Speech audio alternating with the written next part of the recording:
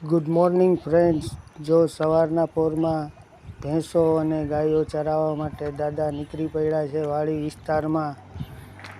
ગાયો અને ભેંસો સવારના પોરમાં એનો નાસ્તો પાણી કરવા માટે જો રમતું કરતાં કરતાં જઈ રહ્યા છે. આ એક ગાય છે એ બહુ જ તોફાની છે, જે મારી નજીક આવવાનો પ્રયત્ન કરે છે.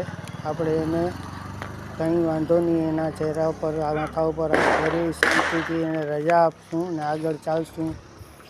જુઓ આ વાડી વિસ્તાર કેવો મસ્ત છે, કુદરતી નજારો સવારના પોરમાં વોકિંગના ટાઈમે જોવા મળે છે.